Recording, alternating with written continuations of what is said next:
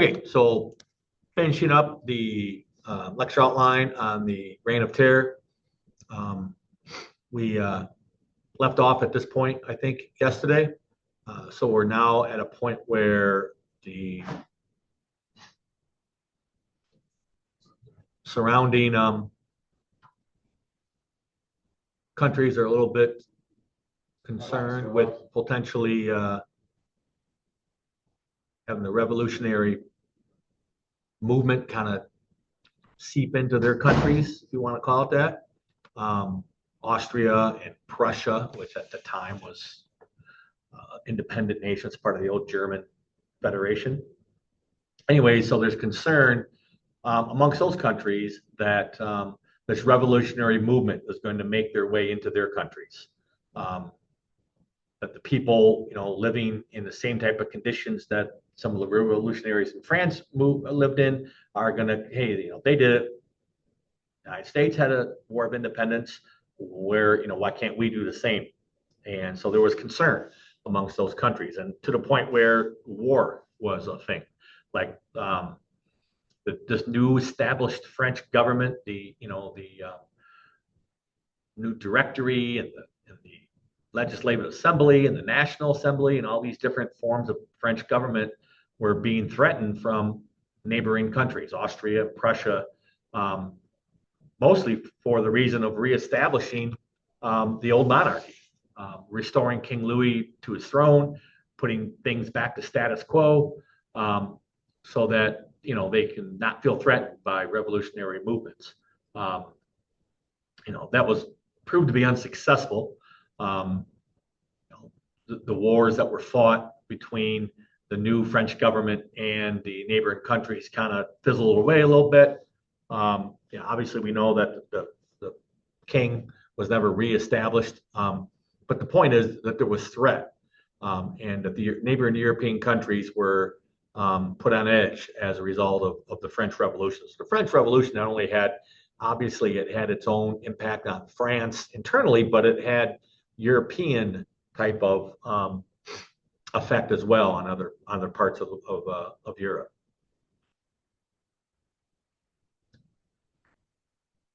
Speaking about the internal strife within France at this point, in this part of the revolution, now you have radicals kind of taking control. These are the far left, if you remembered from the other day. These are the people who want no part of monarchy. They definitely don't want an absolute monarchy. They definitely didn't want a constitutional monarchy. They wanted an actual republic, a government of the people. And it was their idea that the legislative assembly was not good enough, even though it no longer had the king at the head. It still wasn't what the radicals of the revolution wanted. So they wanted the legislative assembly to be disbanded. They wanted the king to be deposed. In other words, he has absolute no power, and a new government taken over, a new republic, as I mentioned, being the form of government that they wanted. And what they did is they created what eventually, and again, this is crazy, right? I mean, all the different forms of government that took place in France during the revolution. You started off with the absolute monarchy, and then you went to the legislative assembly with the Constitution of 1791. And now you're here where the Constitution of 791 is gone. The constitutional monarchy has been replaced. Now you have what was referred to as a national convention. That was the new governing body in France during this time era, and it was controlled by the radicals within the revolution. As I mentioned, it abolishes any form of monarchy. It abolishes any king having any power at all, and declared France to be a republic, which is basically a government where the people choose, not your hereditary, ancestry would be who would be the government leadership. Moving in within that group, you had a group called the Jacobins or the Jacobins. They were the radicals. They were the ones who called for the death of the king and the the I guess the death of the monarchy in general, not just specifically that king, but any king. Um, King Louis the 16th status was reduced to that of a common prisoner. He had no longer had any political status within society. Remember, before he was still kind of in charge, but he was limited by a constitution. He eventually, by this group, is tried and convicted of treason, which is crimes against your country, and he was sentenced to death. And he was eventually beheaded um, by guillotine in January 1793. So you kind of get an idea of the radicalism that these people were kind of about, right? Um, they weren't really compromisers. They wanted nothing to do with anything that had any connection to the old regime, the old feudalism, the old monarchies. They wanted absolute change. So we kind of talked about the different phases within the revolution. I kind of talked about three, and I still believe there is three. Um, but you had the initial phase referred to here as a moderate phase, where you had the National Assembly in charge. The king was still a political entity, but he was limited by a constitution. That was a constitutional monarchy we talked about. And then you get into the more of the radical phase or the reign of terror, as we speak to. King Louis and Marie Antoinette are basically removed from any political influence at all. They're common prisoners in the eyes of the Republic. Um, Eventually, they are both tried and sentenced to death about a year apart. And then Robespierre, who we'll talk about in a second, is now kind of the head of the government and is on a mission to um, basically get rid of any enemies of the revolution in his eyes. Anybody who had any connection to the old regime, the old monarchy, was hunted down and killed.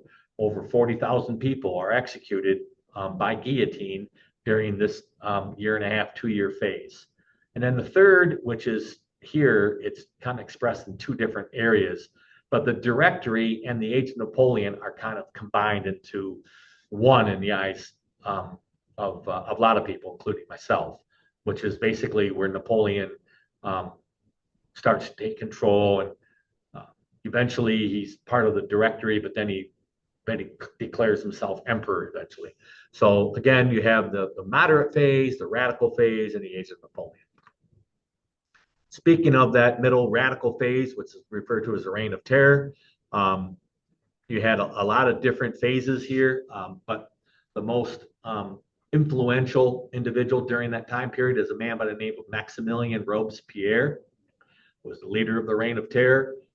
He was the one who was targeting enemies of the revolution, including the old regime. He also was in charge of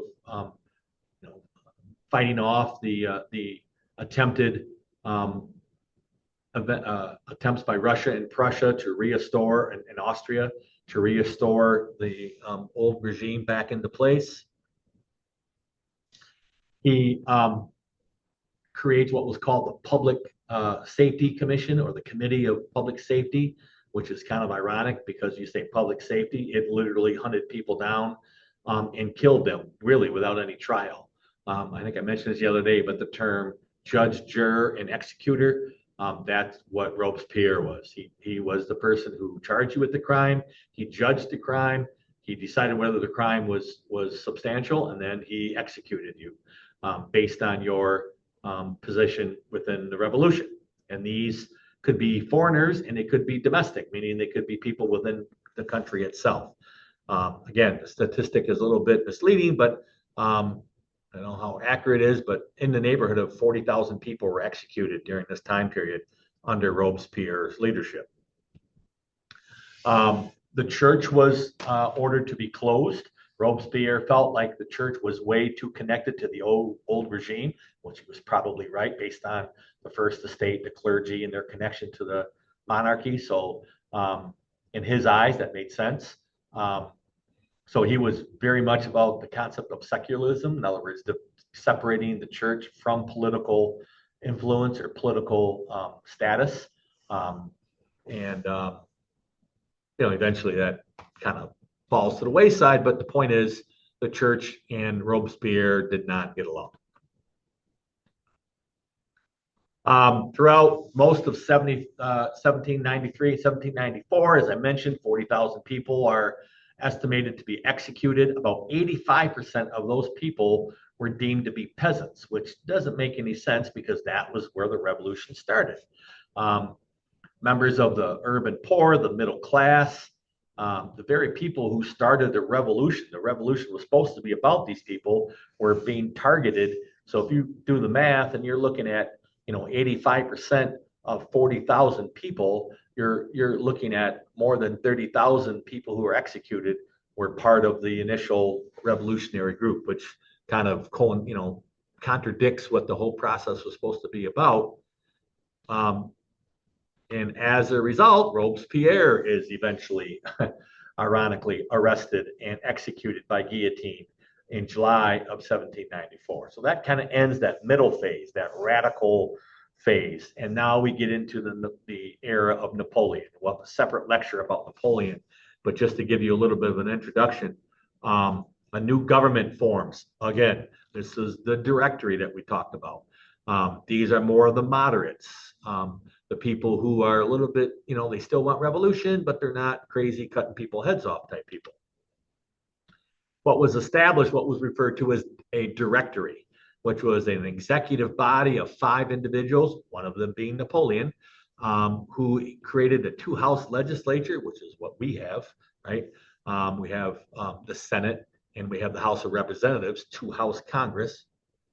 Okay, again, connection between France and the United States in terms of government. One of their first orders of business was to appoint a new general. So of the 5 individuals part of that Directory, Napoleon was the one who was going to head that Directory. He, a famous military general, was famous for his fighting off the Austrians we talked about earlier. So Napoleon Bonaparte now is at the figurehead of France. And again, the last part of this lecture, or this unit, is a lecture on the age of Napoleon, which takes on a whole different kind of twist to France.